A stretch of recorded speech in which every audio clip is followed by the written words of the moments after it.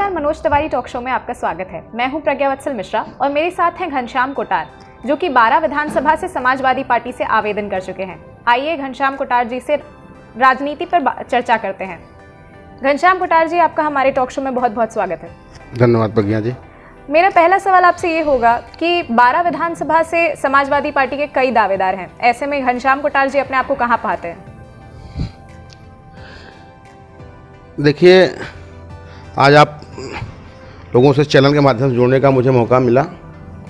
हम आपको सबसे पहले बहुत बहुत बधाई और धन्यवाद देते हैं। प्रज्ञा जी, इस 12 विधानसभा सुरक्षित आज 2 पंचवर्षीय योजनाएं से चल रही है और आपका जो प्रश्न है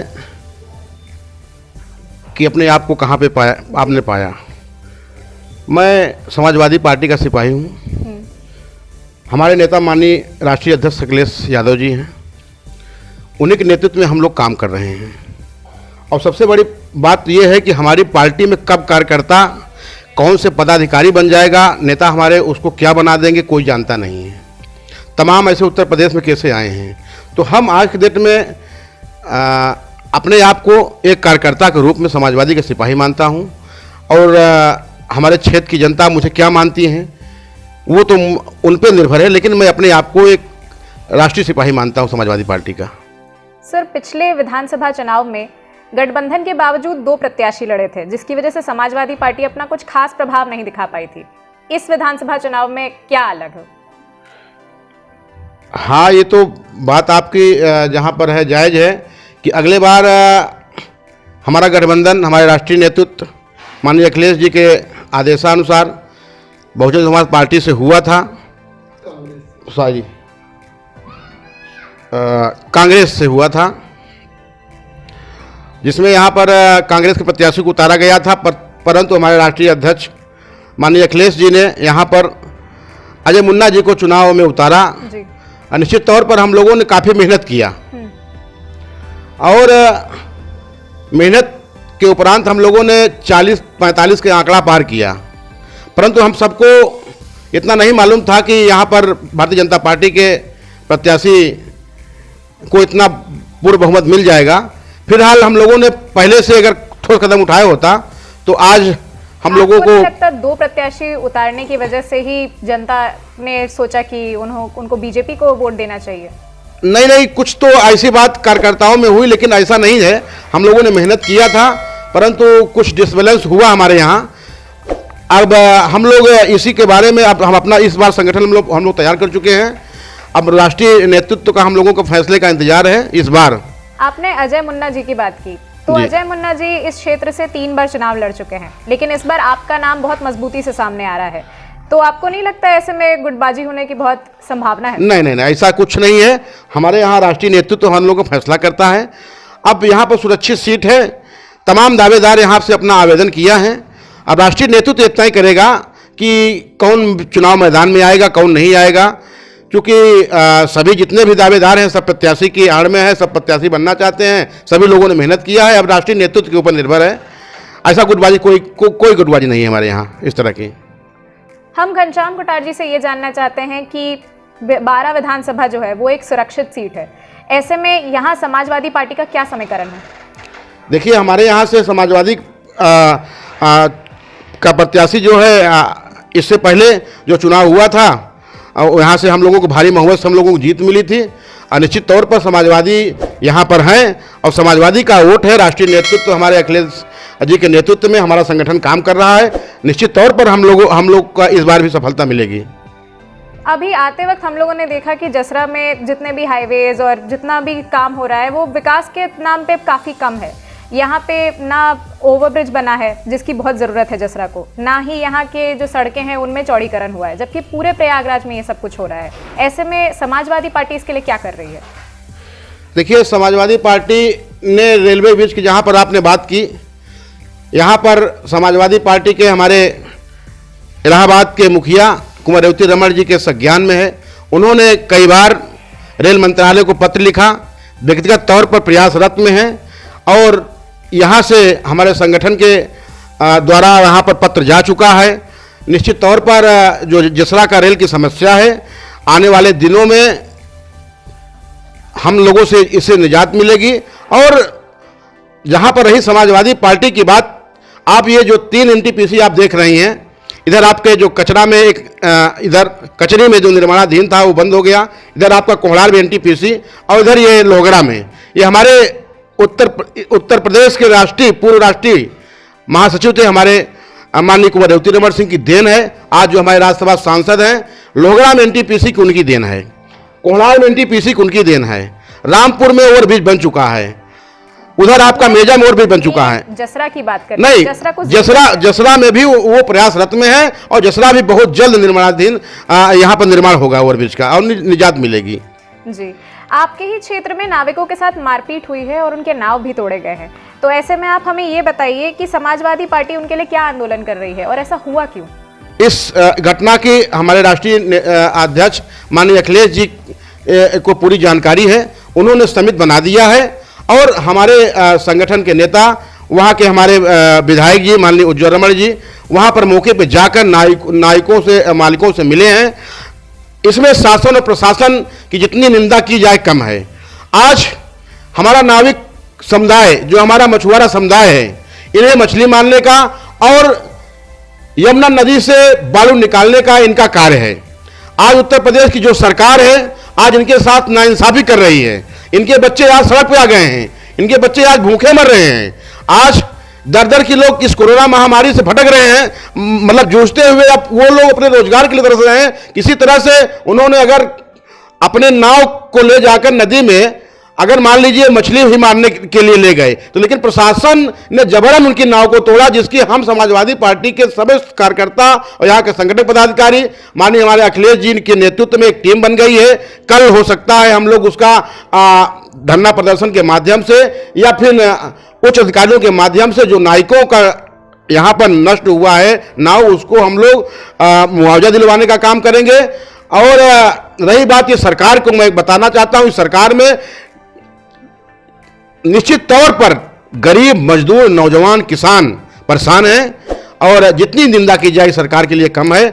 हमारी सरकार आएगी, निश्चित तौर पर इन लोगों को अधिक से अधिक मुआवजा मिलने का काम हम लोग करेंगे। बारा एक प्राकृतिक संपदा से भरपूर इलाका है, लेकिन यहाँ पे कई बार अवैध खनन की शिकायत आती रही है। ऐसे में आपको नहीं लगता कि सरकारों ने कभी इस पर रोक ही नहीं लगाया, चाहे वो इस बार की सरकार हो चाहे वो पूर्व की सरकारें हों? देखिए, मेन मुद्दा प्रज्ञा जी ये है कि बारा प्राकृतिक संपदा से भरपूर है जरूर, लेकिन प्राचीन काल से आप देखिए तो यहाँ पर गिट्टी, मोरम, बालू, सिल्का सेंट का व्यवसाय है। अब तमाम आज नहीं कई सदियों पहले से यहाँ के लोग इसको अपना रोजगार बना लिए थे। इसको अब तोड़ते थे, ये गिट्टियाँ जाके रोड बनाने का काम में आती थी, सिल्का सेंट को बड़ी बड़ी फैक्ट्रियाँ खरीदती थी।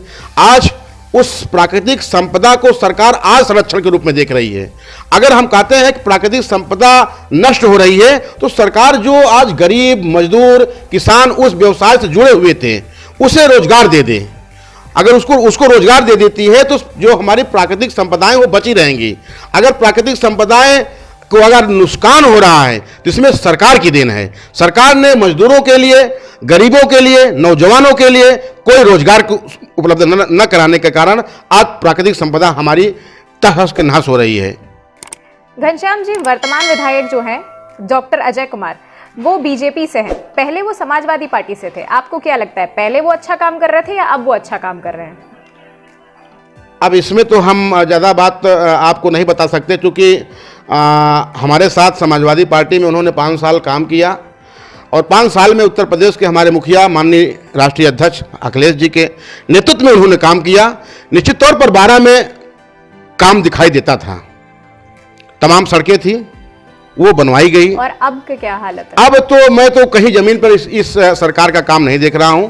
मुझे तो ऐसा कहीं नहीं लगता। कन्या विद्या धन रोका गया, गरीबों के लिए लैपटॉप रोका गया, लोहिया आवास रोका गया। तो क्या डॉक्टर अजय कुमार चेंज हो गए? वो तो वही इंसान है। नहीं, चेंज तो हो गए, लेकिन जो सरकार की जो योजनाएं जो मिलती हैं, जो सरकार की तरफ योजनाएं चलाई जाती हैं, उस पर सरकार ने किसी तरह की अपनी योजनाएं लागू नहीं किया।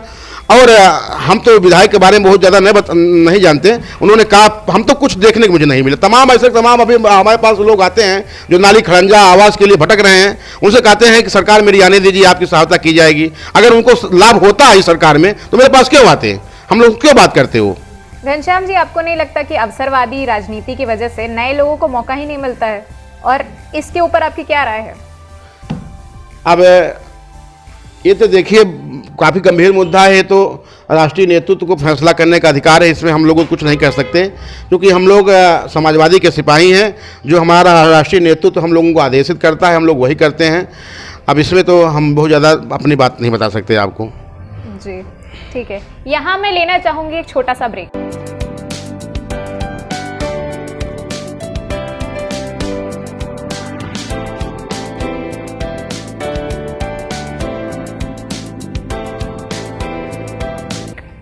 ब्रेक के बाद आपका स्वागत है।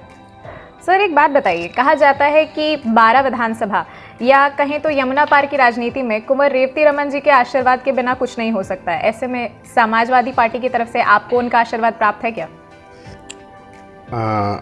हमें ही नहीं, समाजवादी पार्टी के जितने भी यहाँ पर सिपाही हैं जी, माननीय कुंवर साहब का सभी को आशीर्वाद प्राप्त है और हम लोग उनके नेतृत्व में काम करते हैं।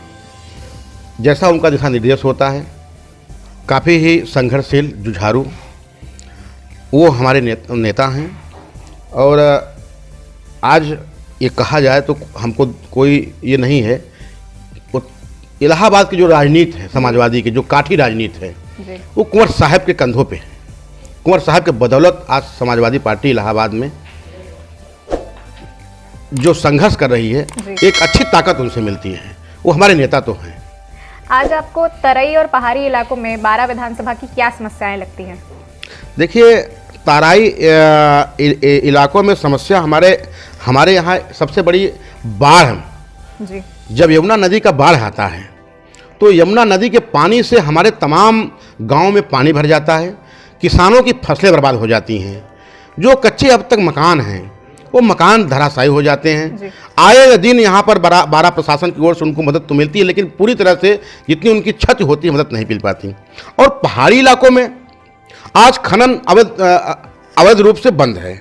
खनन को जो किया जा रहा था उसको सरकार ने उसको बंद करा दिया है, जो वैधानिक तरीके से वो चल रही हैं। अब यहाँ पर सबसे समस्या बड़ी बात यह है कि रोजी रोटी की समस्या है। जी। अगर खनन विभाग बंद हो गया तो जो हमारे मजदूर भाई, जो हमारे किसान भाई, जो हमारे युवा आज जो नौकरी चाकरी नहीं पाए, जो वहाँ के व्यवसाय से जुड़े हुए थे, आज उन्हें वहाँ पर रोजगार नहीं मिल पा रहा है, अपना काम नहीं कर पा रहे हैं। तो सबसे बहुत समस्या ये है उपहार क्षेत्र में कि लोग काम नहीं कर पा रहे हैं, उन्हें काम नहीं मिल पा रहा है। जी।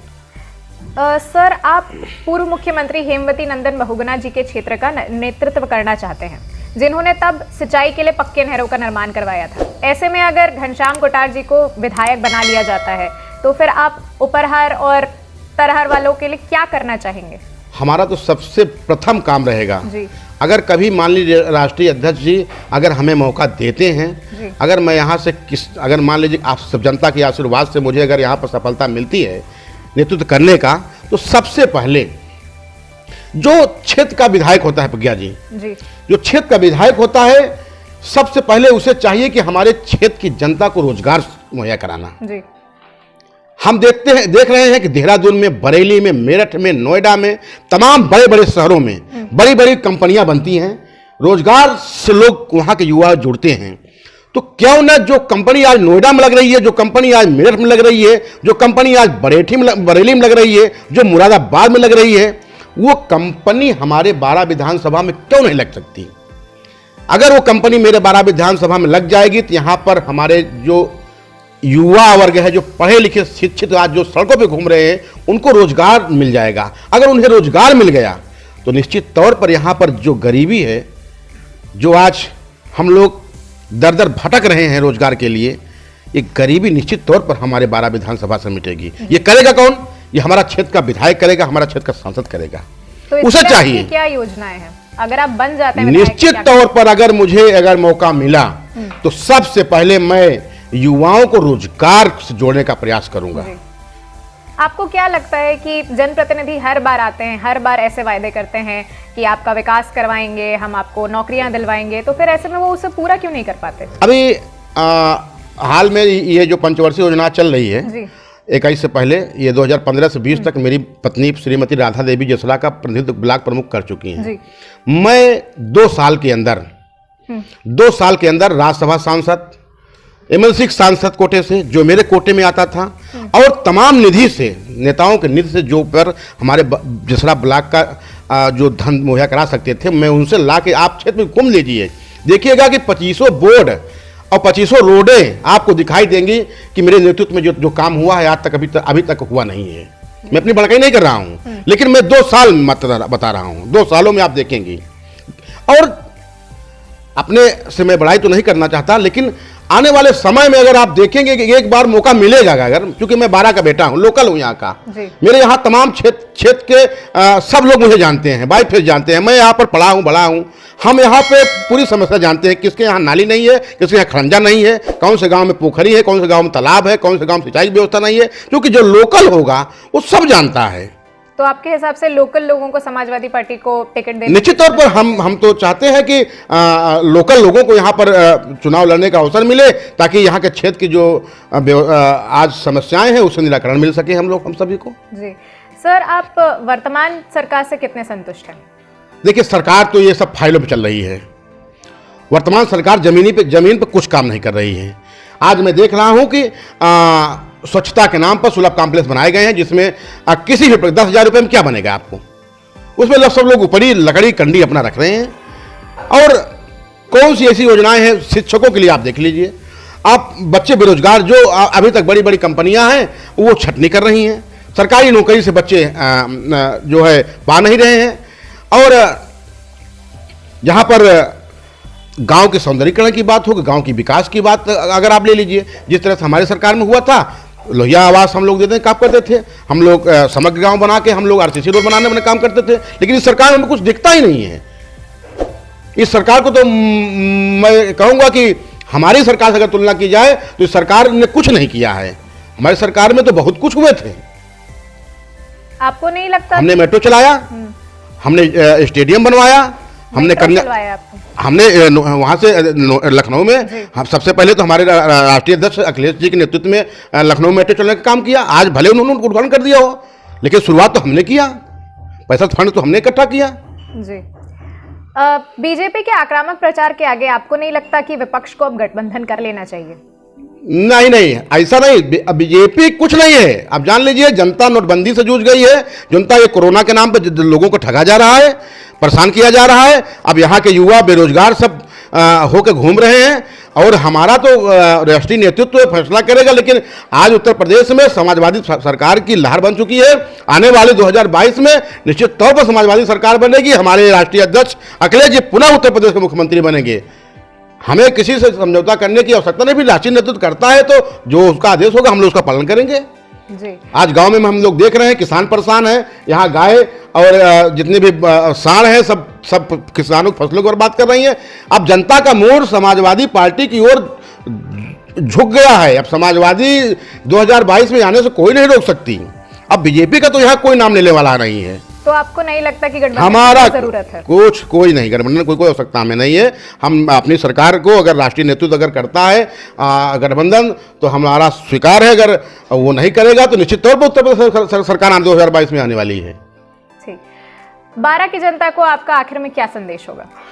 12 की जनता को हम बस यही कहना चाहते हैं कि 2022 में हमारे राष्ट्रीय अध्यक्ष अखिलेश जी को उत्तर प्रदेश का मुख्यमंत्री बनाने के लिए हमारे क्षेत्र से जो कोई भी व्यक्ति यहाँ का प्रतिनिधित्व विधायक के लिए आवेदन करता है, वहाँ से आता है, तो मैं 12 की जनता से यही मांग करूँगा कि 12 की जनता यहाँ समाजवादी पार्टी के विधायक को जिताए, ताकि उत्तर प्रदेश में हमारे मुख्यमंत्री अखिलेश भैया को बनाया जाए। देश में और क्षेत्र में अमन कायम हो। जो आज लोग रोजगार के लिए भटक रहे हैं, रोजगार उन्हें मिले। और अपने क्षेत्र की जनता से मैं यही चाहूँगा कि यहाँ पर समाजवादी पार्टी की विधायक को जिताएं और समाजवादी सरकार को बनाएं। घनश्याम कोटाल जी, हमारे शो में हिस्सा लेने के लिए आपका बहुत बहुत धन्यवाद। जी धन्यवाद आपको बहुत बहुत। जैसा कि आपने देखा, हमारे साथ थे घनश्याम कोटाल जी, जो कि अपने आप को 12 का बेटा बताते हैं, और उन्होंने ये कहा है कि लोकल लोगों को जिताने से ही आपकी समस्याओं को दूर करने का उन्हें मौका मिलेगा। ऐसे ही कई जनप्रतिनिधियों से आपकी मुलाकात हम कराते रहेंगे। देखते रहिए मनोज तिवारी टॉक शो। इजाजत दीजिए मुझे यानी कि प्रज्ञावत्सल मिश्रा को।